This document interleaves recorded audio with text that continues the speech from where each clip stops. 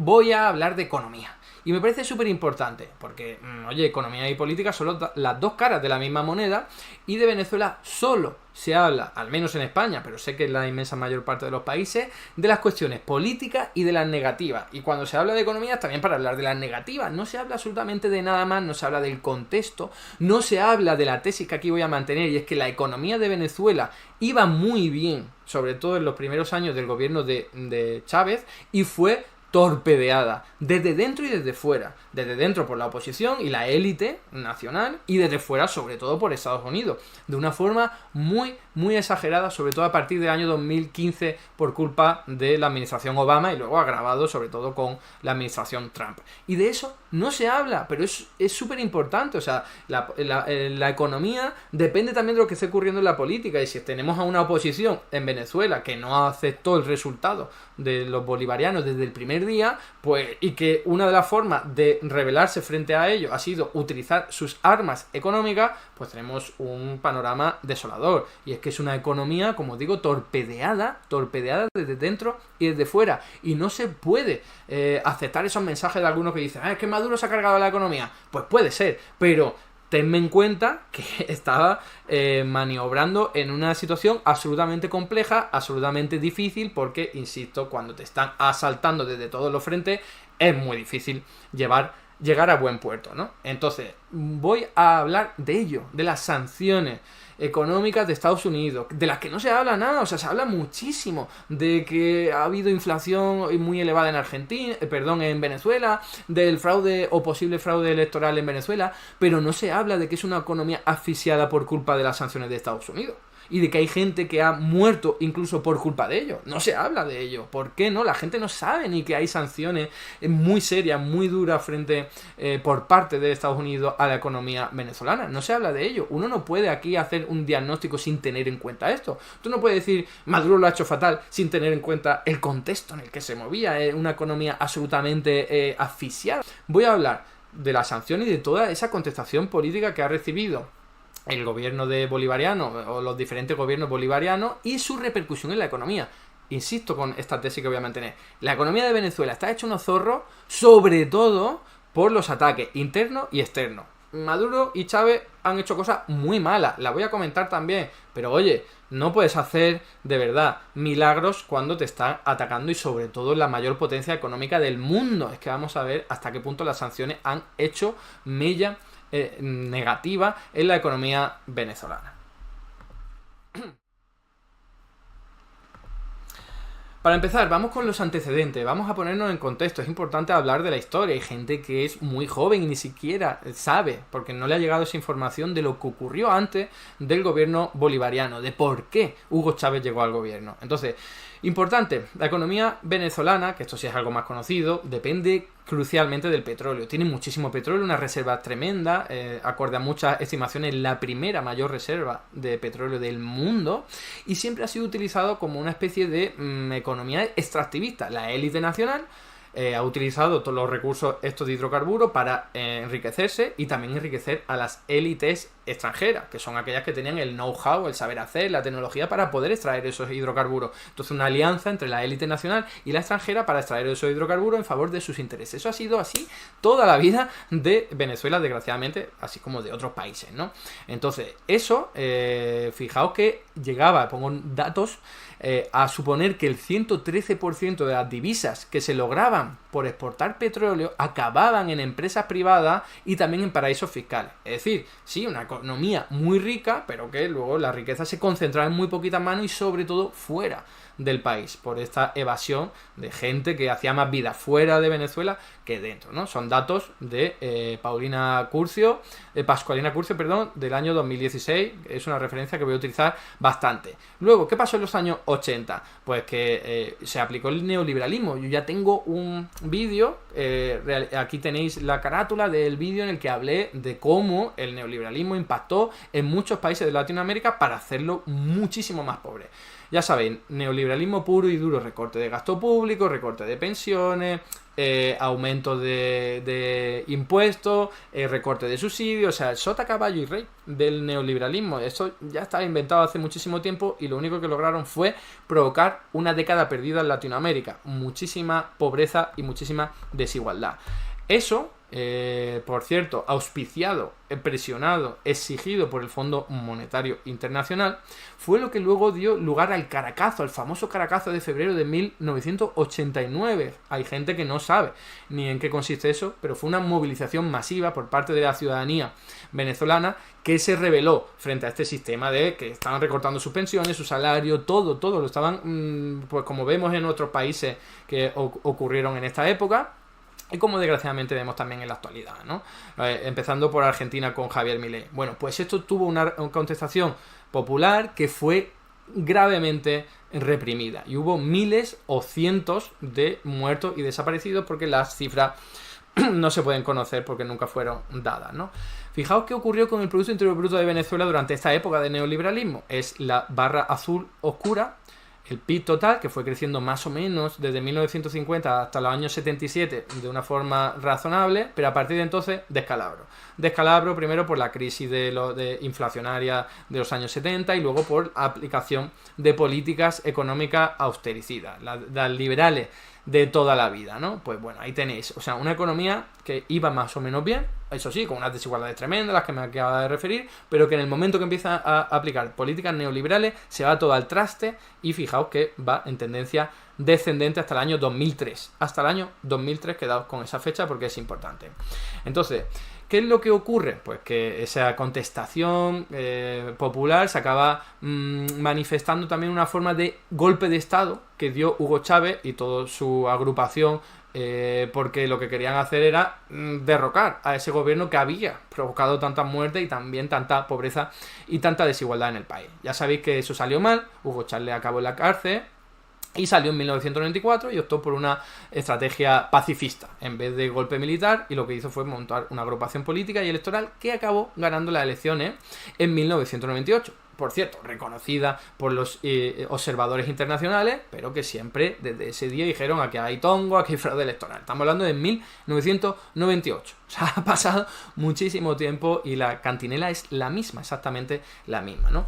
¿Qué ocurrió con este nuevo gobierno? Mucho más popular. Bueno, porque se enfocó a repartir la renta y la riqueza, al principio de una forma más tibia, pero ya sirvió para que la oposición, sobre todo la nacional, la venezolana, pero no solo, se opusiera radicalmente a este tipo de gobierno. No quería un gobierno bolivariano en pintura, en parte porque estaba poniendo en riesgo los intereses de los poderosos, ¿no? Así que aquí tenemos la primera ofensiva a este gobierno bolivariano, ofensiva que va más allá de los mediáticos lo podéis imaginar, ¿no? Todos los días hay Hugo Chávez un dictador, Hugo Chávez ha hecho fraude electoral, Hugo Chávez es un tío que no tiene ni idea, en fin, lo que ocurría en aquella época, pero a esto se le suma una especie de asalto o ofensiva de carácter económico, ¿no? Por ejemplo, la primera asociación empresarial convocó paros generales el 9 de diciembre de 2001 y 9 de abril de 2002. Han pasado ya 2 años y pico del gobierno y no ha dado tiempo a hacer muchas cosas, pero se han hecho cosas. Y esta gente no quería el gobierno bolivariano ni sus políticas sociales en pintura y empezaron a convocar paros que generaban mucho dolor económico, evidentemente, en la población y en el país. También importante fuga de capitales, los ricos con mucho dinero decían, a mí no me van a expropiar, a mí no me van a quitar el dinero, no a través de impuestos y tal, me lo llevo fuera. Luego, en abril de 2002, ya sabéis, dieron un golpe de Estado. Ya no era solo una guerra económica, era también un golpe de Estado militar, que también fracasó, porque a las 48 horas el pueblo exigió la salida de Hugo Chávez y lo lograron. ¿Y qué pasa? Que no se dieron por vencidos. O sea, la oposición política, que había intentado mediáticamente, militarmente, económicamente, que el gobierno de Chávez se derrocara, pues fijaos, y acabara, pues fijaos que en noviembre de 2002 empiezan a realizar la huelga petrolera en un país que depende del petróleo durante casi 3 meses. Casi 3 meses de huelga general que acabó, de verdad, con la economía venezolana. Aquí lo tenéis, la caída del Producto Interior Bruto fue bestial. Se inició cuando esa organización empresarial que os digo inició un paro, después del intento de golpe de Estado a Hugo Chávez, el 9 de abril, como decía antes, Fede Cámaras, y luego Sí, eso fue en abril del 11, cuando fue el golpe de Estado, y luego en el cuarto trimestre, cuando empieza, como decía, en noviembre de 2002, la huelga petrolera que destroza la economía. Es una caída del 25% prácticamente del Producto Interior Bruto. Esto provocó mucho dolor en la economía venezolana, pero también en los intereses de la élite nacional. Motivo por el cual esto no se volvió a utilizar. Claro, 3 meses con toda la actividad económica paralizada te generan muchas pérdidas y tú no quieres volver a pasar por ahí.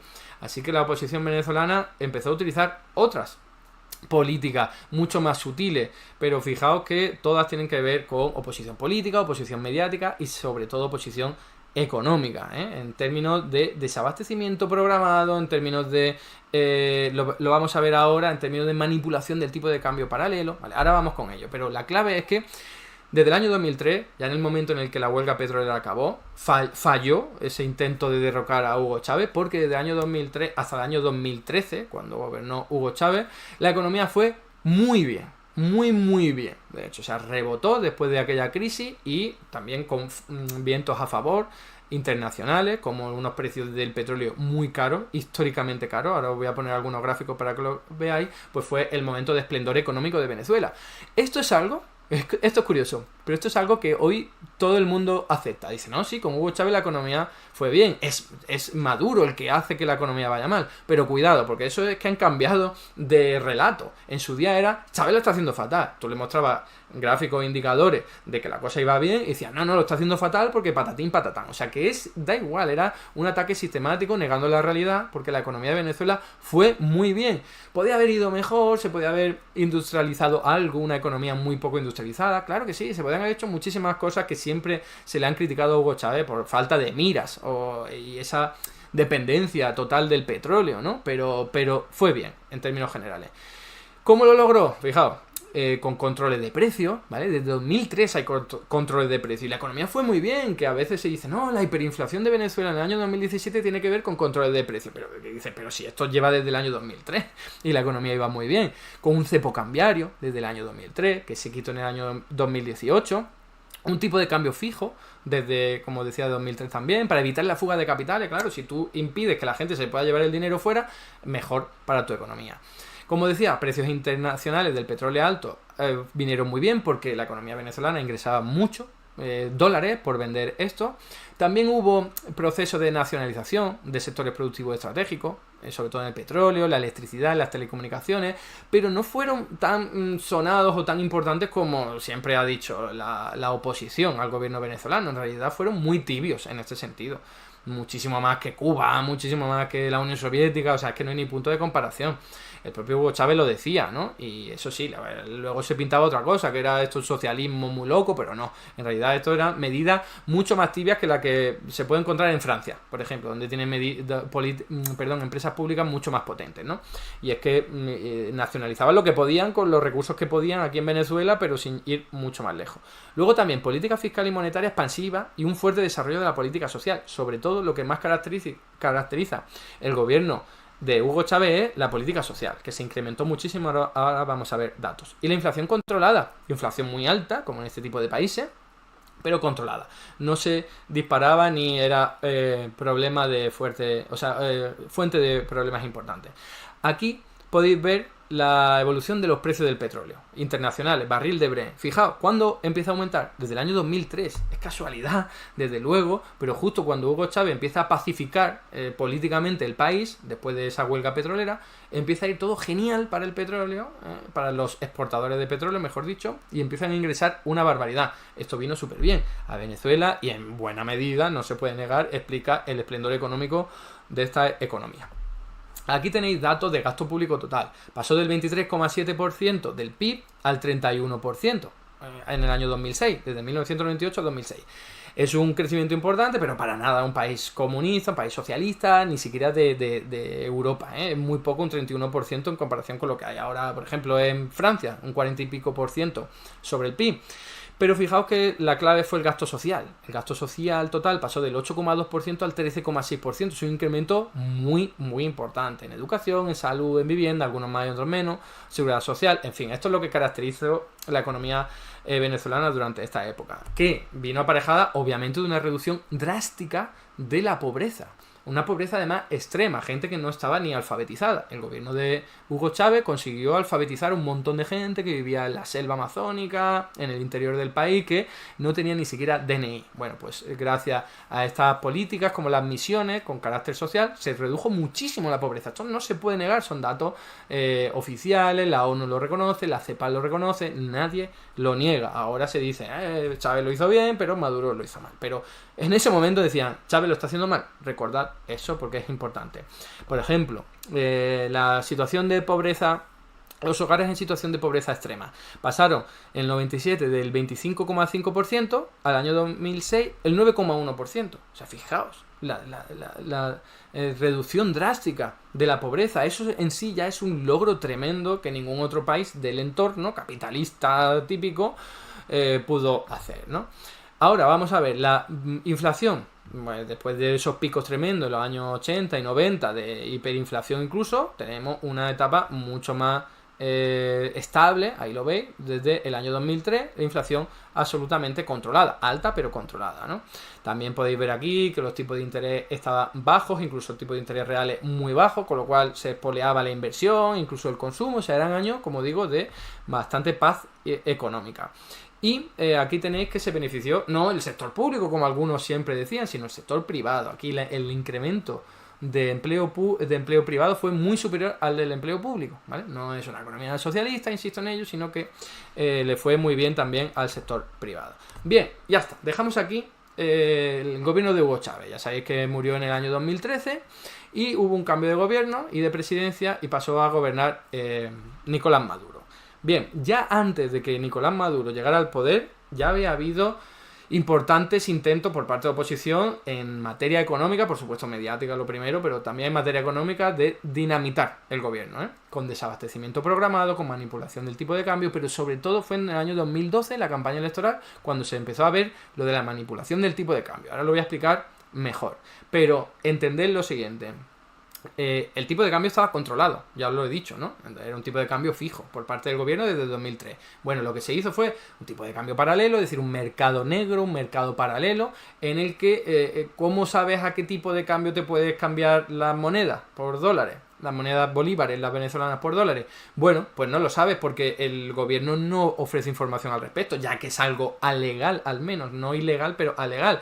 Bueno, pues hay compañías que hacen portales en internet y ahí van poniendo cómo va evolucionando el bolívar. Bueno, pues eso te sirve como información, pero no es oficial y sobre todo muy fácilmente manipulable, porque está controlado por muy pocas personas, muy pocos portales. Es más, por un portal, es que esto ocurre hasta con el Euribor. En Europa el Euribor ha sido manipulado sistemáticamente y el Libor también. Estamos hablando de economías occidentales, capitalistas, desarrolladas, en las que también se manipulan los tipos de interés que no controlan los poderes públicos, y ha habido sentencias firmes a favor, o sea, reconociendo esa manipulación. No es esto una especie de conspiranoia de se están inventando esto, no, es que pasa en todos los países, desgraciadamente, cuando dejas al sector privado con poder, ¿no? Para lucrarse o para atacar a un gobierno que le considere adversario. Entonces, esto ya empezó a pasar en el año 2012, no me quiero detener mucho en ello, haré un vídeo explayándome más, pero cuando el tipo de cambio paralelo, que lo controla, como digo, un portal ahí que no hay ningún tipo de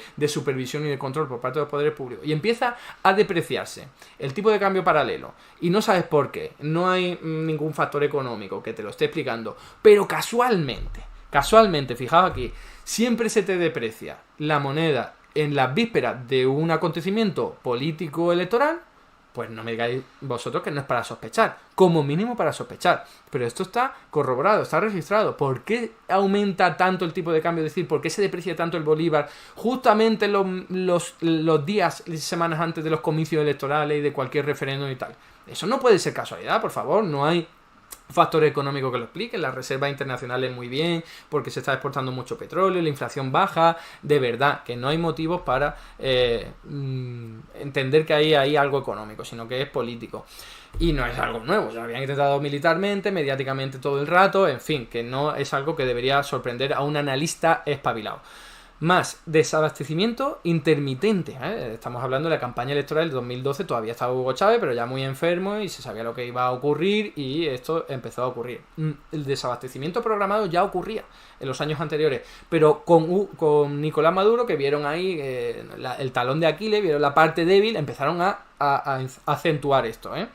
¿Y cómo sabemos que es un desabastecimiento intermitente? Ya haré otro vídeo hablando al respecto, pero claro, si solo faltan en los anaqueles de los supermercados, pero no en las tiendas de barrio, y solo productos de primera necesidad, que son aquellos que necesita todo el mundo, y además solo aquellos en los que son controlados por oligopolios, que en Venezuela te hinchas de ver oligopolios, igual que en este tipo de países latinoamericanos, y como os decía, solo en los supermercados, como mínimo te da para sospechar. Y sobre todo, porque ocurre lo mismo, cuando se dan niveles de desabastecimiento más graves, cuando se va a dar un acontecimiento político electoral, como elecciones regionales, ahí lo tenéis en el año 2007, con el referéndum constitucional, y sobre todo cuando muere Hugo Chávez, ¿eh? A partir de ahí, un desabastecimiento programado tremendo. Bueno, desabastecimiento que seguramente es programado, porque no puede ser casualidad, que se intensifique justamente en los días en los que la gente tiene que ir a votar. Ya sabéis, desabastecimiento implica gente en cola, gente cabreada y vota en consecuencia,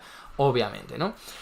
Luego tenemos un punto de inflexión importantísimo, que fue en el año 2015, que la oposición ganó unas elecciones de la Asamblea Nacional y se hizo, pues fijaos, con 112 de 167 escaños, con mayoría absoluta de la Asamblea Nacional.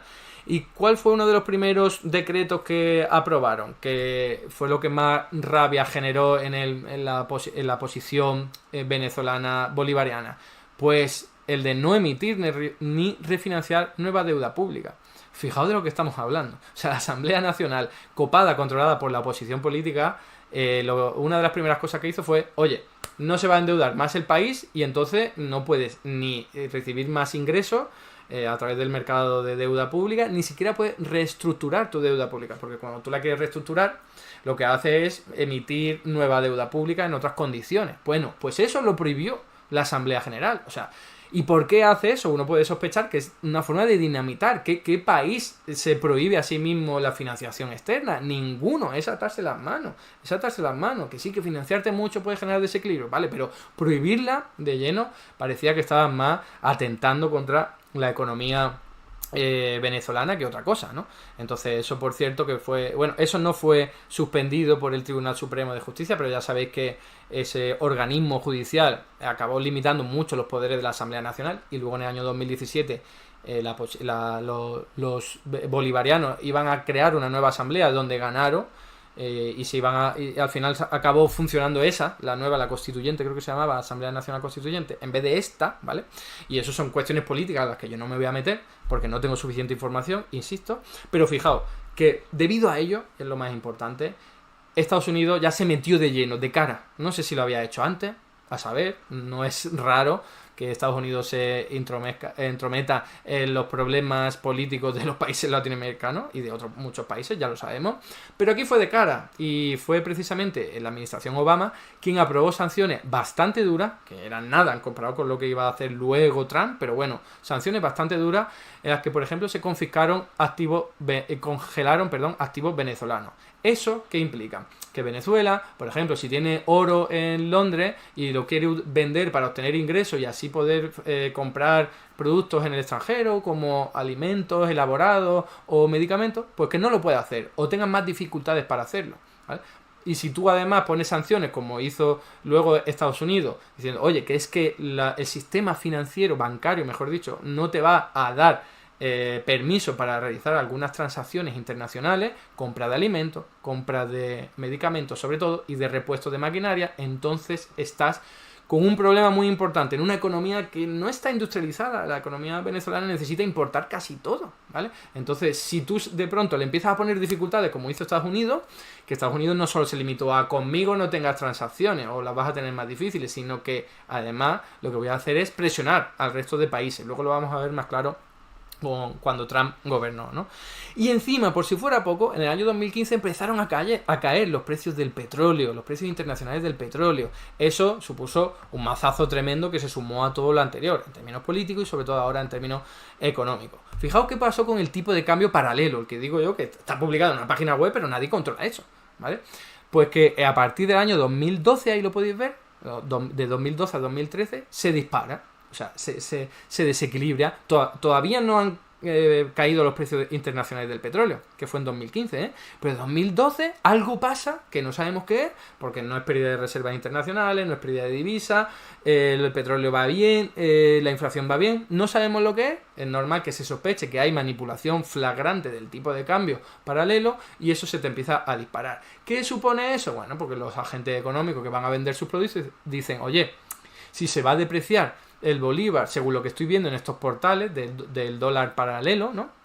Pues lo que voy a hacer es aumentar los precios para poder ingresar más y hacer frente a estos mayores costes de producción, de importar productos que van a ser más caros en el extranjero. Y eso es una profecía autocumplida. Tú puedes poner un tipo de cambio paralelo más alto, quiere decir que estás depreciando tu moneda y eso va a hacer que se deprecie finalmente, por esta cuestión de expectativas. Y eso es súper importante.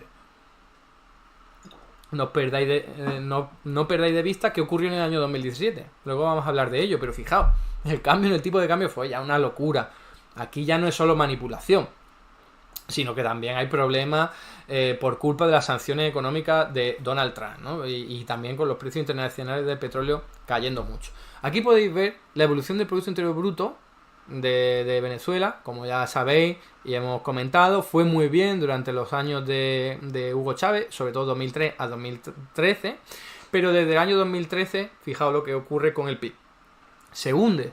Aquí se ha llamado en esta infografía guerra económica a ese posicionamiento por parte de la oposición, no solo en términos mediáticos, sino manipulación del tipo de cambio, desabastecimiento programado, pero la caída del Producto Interior Bruto, bestial, llegando a unos niveles que no se veían desde el año 1960. O sea, estamos hablando de que cuando Obama aprueba esas sanciones, la economía argentina ya estaba muy mal por la caída de los precios del petróleo, por todo esto que estamos comentando de la rebeldía y la contestación de la oposición y de la élite nacional. O sea, habían dinamitado bastante ya la economía. No sé si he mirado bien. No, lo he mirado mal, perdón, he cambiado los gráficos, las líneas, perdón. La caída del Producto Interior Bruto, no la de la remuneración del asalariado, que me he confundido, cayó en el año 2016 hasta el nivel de 2003. ¿Vale? Todo lo logrado en términos de PIB por Hugo Chávez fue arrasado en apenas 3 o 4 años, después de este conflicto político tan tremendo con lo de la Asamblea Nacional, ¿no? Conflicto político agravado desde lo económico, ya os digo que van de la mano. Entonces, esa crisis ya había borrado todo lo que se había logrado en los años anteriores. Fijaos, aquí podéis ver la evolución de los precios para el año 2007, que fueron aumentando un poco, pero fijaos, ya en el año 2012 se dispara. Por todo esto que estamos viendo. Claro, si hay pocos productos en los anaqueles de los supermercados, pues esos productos van a aumentar de precio. Evidentemente, entre otros factores como lo del tipo de cambio que he dicho ya, ¿no? Bien, aquí tenéis la evolución de los precios del petróleo, ¿no? Justamente en el año 2014 caen. No, entre 2014 y 2015 caen mucho y eso afecta a una economía que se había visto muy favorecida por ese buen viento, ¿no? A favor. Y ahora vamos con las consecuencias económicas de todo esto que hemos comentado. Por un lado, la Asamblea Nacional había prohibido que el Estado venezolano pudiese emitir más deuda. No pudo reestructurarla siquiera.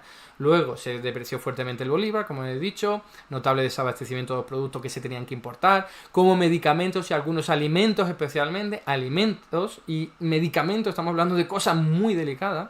El PIB se hundió un 24,7%, todo lo ganado, como os decía, se hundió, y la inflación empezó a aumentar y a rondar el 1000% anual, que ya es muchísimo, en agosto de 2017. Aquí tenéis un gráfico de la inflación. Fijaros que en 2017 ya está ahí en 438.000%, que es una locura, ¿vale? Eso, pero nada que ver con lo que ocurriría en el año 2018, que ya sabéis que hubo una hiperinflación galopante en Venezuela. Y vamos a ver por qué ocurrió, porque esto tiene todo que ver. Las duras sanciones de Estados Unidos durante la administración de Donald Trump en el año 2017. Algo de lo que se sigue sin hablar, a pesar de que siguen vigentes a día de hoy en 2024. Es increíble, ¿no? Vuelvo a lo mismo de antes, ¿no? Maduro lo está haciendo muy mal. Vale, pero ¿no me vas a incorporar esa información de que es una economía absolutamente torpedeada desde fuera y desde dentro? Nada, en fin. Fijaos, en julio, Donald Trump llegó al gobierno en enero de 2017. Pues en julio de 2017 ya han pasado unos meses. En Venezuela se crea esa Asamblea Nacional Constituyente que hablaba antes. Y en agosto, inmediatamente después, Trump aprobó una restricción a los mercados financieros de Estados Unidos y presionó también a los aliados, ¿vale?, para que no pudiese obtener financiación de ninguna de las formas. Una economía que depende del exterior, como es la venezolana, que se le han hundido los precios del petróleo. O sea, este movimiento fue fulminante para la economía de Venezuela. Ya no podía operar con sus divisas porque se le habían cerrado los mercados financieros. Fijaos, se imposibilitó la reestructuración de la deuda pública, ahora de la empresa estatal, porque esto no lo pudo prohibir la Asamblea Nacional controlada por la oposición, solo pudo hacerlo con el Estado. Pero la empresa pública petrolera, muy importante, un agente muy importante del gobierno y del sector público, sí podía seguir emitiendo deuda hasta que Trump lo prohibió, claro, hasta, mejor dicho, la imposibilitó, ¿no? Y de hecho, la filial de PDVSA, que es esta petrolera pública que tiene en Estados Unidos, no pudo repatriar sus ganancias y se hundió la producción petrolera. Obviamente, fijaos, o pensado un poco en la operativa de un sector petrolero, necesita financiación constantemente para reparar su maquinaria, para pagar sueldos, para seguir operando, para el almacenamiento de los hidrocarburos. En el momento que tú tocas eso porque impides seguir refinanciándote, hay un problema importante en la producción. Ya estás tocando algo real, como lo que ocurrió en el año 2002 con ese paro petrolero, ¿no? Y eso fue fulminante para la economía venezolana. Además, supuso el cierre de cuentas venezolanas en instituciones financieras extranjeras que dificultaron la compra de alimentos, medicamentos e insumos. Insumos como, oye, necesito una máquina para poder extraer hidrocarburos, una nueva máquina o un nuevo repuesto, se me ha estropeado esta parte, lo necesito de fuera porque en Venezuela no se construye. No puedo porque me lo ha impedido Estados Unidos con sus sanciones. Y además, esto es importante lo que os comento de cuentas extranjeras que se cierran, porque para muchas compras de productos en el exterior, Venezuela lo que hace es utilizar bancos corresponsales. Por ejemplo, uno muy utilizado era el de Puerto Rico, que lo que hacía era validar la transacción, la compra de, por ejemplo, alimentos o repuestos, ¿no? de máquinas. Bueno, pues en el momento en el que llega a Estados Unidos, te lo impide y tú te quedas con las manos en la masa. Te quedas sin capacidad de comprar esos productos y obviamente pues tienes un problema muy grave. Si encima a eso le sumas que se te confiscan los bienes venezolanos como el oro en Londres, pues ya tienes el cóctel perfecto para que tu economía se vaya al garete. Aquí da igual que seas Maduro, que seas el economista más potente del mundo, que si te hacen esto, tu economía se va a la mierda. Es que no hay otra posibilidad. Esto es así, no se puede negar. Y entonces da igual que digan, Maduro lo hizo mal. Pues vale, pero es que aunque lo hubiera hecho bien, la economía se hubiera ido al traste por culpa de esta oposición, de esta ofensiva, en este caso de Donald Trump y de la administración estadounidense. ¿Cuáles son las consecuencias? De las que se habla muy poco. Fijaos, difícil acceso al diésel, claro, todo el diésel es algo procesado, lo tienes que importar en buena cantidad de fuera, no es petróleo crudo, y eso es lo que explicaba que hubo muchos acontecimientos de falta de gasolina en Venezuela y fue muy sonado, porque claro, eso sí salía en todos los medios, pero que Trump había aplicado sanciones y que por culpa de eso faltaba diésel, de eso no se hablaba. O falta de repuestos para generar electricidad. Hubo muchos apagones también, porque claro, si tú necesitas para generar electricidad una maquinaria que funcione bien, pero no la puedes arreglar y no la puedes importar porque te la han prohibido, te la han impedido, tienes un problema muy importante. O falta de alimentos. Fijaos, las importaciones cayeron de 11.200 millones en 2013 a 2.460 millones en 2018. O sea, es una caída tremenda de alimentos que antes se importaba y que de pronto tienen muchas más dificultades para poder importarlo por todo lo que te estoy diciendo, por todo lo que os estoy diciendo. Luego, emigración masiva, gente que lo está pasando fatal y dice, yo me voy de aquí. Entre ellos, 22.000 médicos que abandonaron el país. Pero esto es consecuencia directa, no lo olvidemos, de las sanciones económicas de Trump. No solo, ¿vale?, también de la crisis económica anterior de la que hemos hablado, pero oye, que es que estas sanciones son ilegales seguro, son criminales seguro, y han provocado mucho dolor e incluso muerte. Porque fijaos, que se provocó un desabastecimiento del 85% de los medicamentos que tienen que ver con tratamiento de cáncer, diálisis, retrovirales de VIH, diabetes, hipertensión. Estos son datos de la ONU, no me lo estoy inventando yo, insisto, ahí tenéis las referencias por si queréis profundizar en ello. Y un montón de analistas, entre ellos estadounidenses, ¿vale? Pues no piense que son todos venezolanos. Un aumento de la mortalidad del 30% se dio entre 2017 y 2018, que supuso un exceso de mortalidad de 40.000 personas. 40.000 personas murieron en buena medida por las sanciones económicas de Estados Unidos. Eso es un crimen.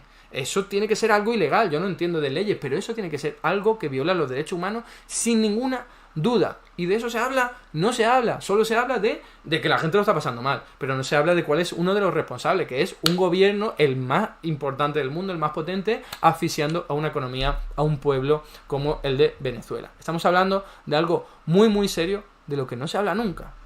Fijaos, la prueba de que la cosa fue mal en Venezuela por culpa de las sanciones y no por culpa de la caída de los precios del petróleo es la comparación con Colombia.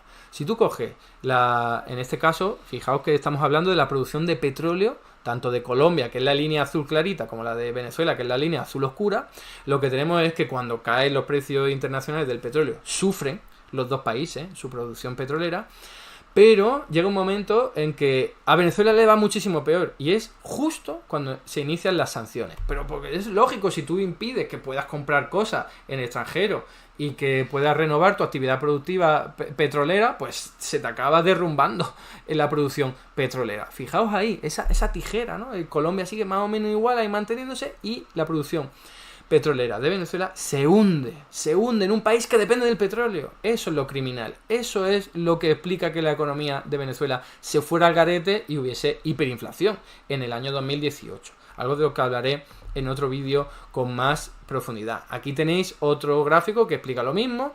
La producción petrolera cae a pesar de que el precio acaba remontando, como ahí podéis ver para el año 2018, 2019, da igual, porque se había destrozado el modelo productivo de Venezuela. Aquí tenéis otra comparación, en este caso entre la producción nacional en general, no solo del petróleo, y empieza a caer por culpa de primero la crisis económica interna en el año 2015, lo podéis ver ahí, se hunde, año 2016 también, y año 2017 todavía más, 2018 y 2019, hasta llegar a unos niveles que son equiparables a los años 70. O sea, la caída de la economía venezolana fue tal que llevó a los niveles de los años 70. Y esto, por supuesto, generó una inflación tremenda porque la gente sigue teniendo las mismas necesidades, el mismo consumo, pero tu economía ya no es capaz de generarla. ¿Por qué? Porque se ha hundido la producción. No es una hiperinflación provocada porque se ha creado mucho dinero. No tiene nada que ver, nunca tiene nada que ver.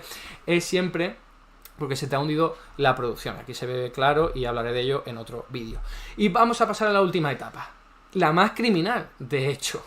Y quizás más conocida, ¿no? Ya sabéis que, aparte de que en el año 2018 algo le dio al gobierno venezolano, no me preguntéis qué, y quitaron el cepo cambiario con lo bien que le había venido desde el año 2003, pero bueno, lo cambiaron y provocó un montón de fugas de capitales. Ellos decían, no, es que hay que conseguir la atracción de inversiones financieras de fuera. Es como, pero si nunca te ha llegado, ni antes del 2003 ni después, ¿sabes? ¿Por qué te va a llegar ahora? En fin, aparte de eso, lo que ocurrió, ya sabéis lo que fue. Juan Guaidó se autoproclamó presidente en enero de 2019, se subió ahí un banco con la Constitución y dijo, yo soy presidente y punto y pelota, ¿vale? Y Donald Trump lo apoyó, ya sabéis, Europa también, todo el mundo ahí aplaudiendo y apoyando un proceso absolutamente antidemocrático, pero bueno, y dijo, oye, ¿que tenéis sanciones duras? Pues las voy a grabar más. Y estas fueron todavía más criminales. Es algo de lo que se habla muy poquito, porque Estados Unidos bloqueó activos de PDVSA, os recuerdo, la compañía petrolera estatal, y restringió las exportaciones de petróleo a Estados Unidos. Ya no fue solo, oye, te pongo complicaciones, dificultades, lastres para que puedas generar petróleo, sino que ahora directamente te impido que me puedas vender petróleo a mí, Estados Unidos, uno de tus socios comerciales más importantes a la hora de comprarte petróleo.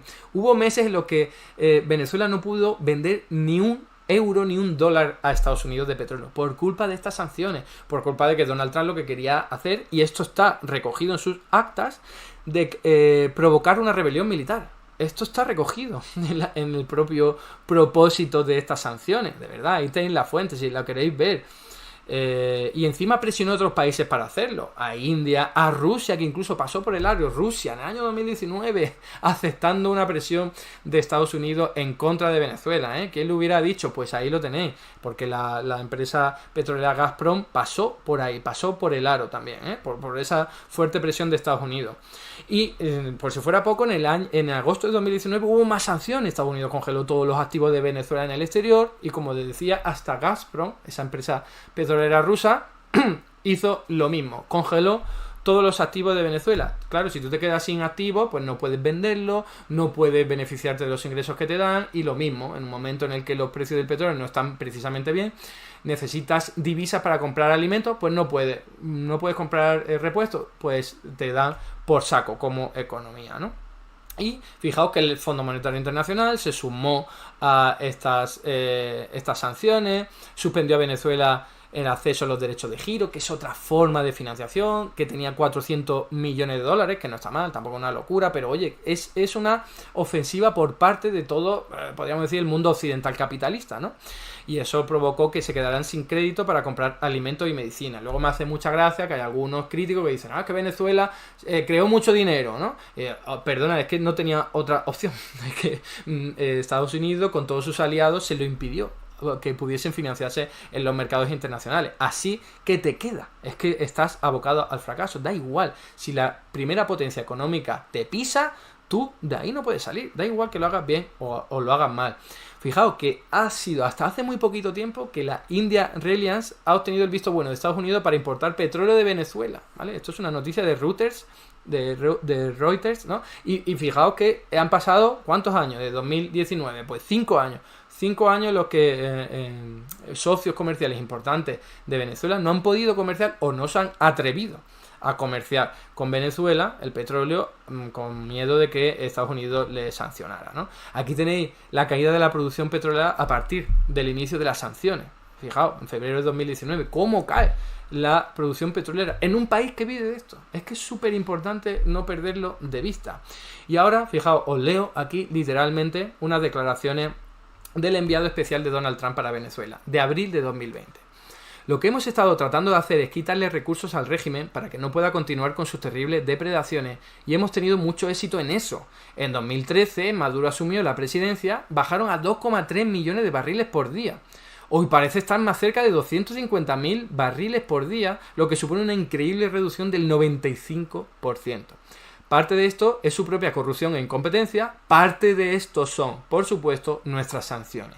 Por lo tanto, no produce petróleo. Fijaos, ese era el objetivo. Ese era el objetivo. Después de leer todo esto y de ver toda esta explicación, ¿alguien se atreve a decir que Maduro lo hizo mal? Pues seguramente hizo cosas mal, pero es que en este contexto no puedes hacerlo bien. Es imposible. Aquí tenéis la evolución de los precios del petróleo, ya para terminar, de cómo está Venezuela ahora. Está un poquito mejor, porque después de la pandemia, los precios internacionales del petróleo volvieron a aumentar. Ahí lo tenéis. En el año 2021 subieron a bastante y en el año 2022 ya muchísimo. Ahí se mantienen más o menos unos niveles muy altos que le vienen muy bien a la economía venezolana. Aparte, ya esa oposición política ha perdido fuelle, ya de Juan Guaidó no se acuerda casi nadie, y eso le ha venido muy bien a la economía venezolana, salvo ahora que ha habido un nuevo conato, ¿no?, de acusación de fraude. Pero hasta entonces, después de la pandemia, a Venezuela le iba mejor, no bien, mejor que antes, porque ya la economía estaba hecha unos zorros. Fijaos que aquí la evolución del Producto Interior Bruto, como digo, que bajó hasta niveles del 99,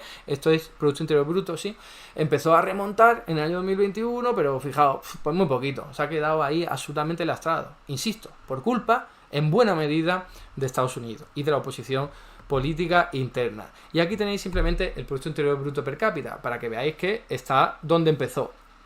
Ahora mismo, que se ha recuperado algo después de lo peor que pasó en el año 2018, ahora mismo está en torno a los niveles que había en 1998. O sea, todos los logros en términos de Producto Interior Bruto de la Revolución Bolivariana borrados en apenas unos años por culpa de todos estos ataques que os estoy comentando. La inflación muchísimo más controlada, de hecho más que en Argentina ahora mismo, la Argentina de Milei, y como decía, pues esto ayuda a explicar muchas cosas. Espero haber ofrecido bastante información que ayude al menos a hacerse una opinión propia.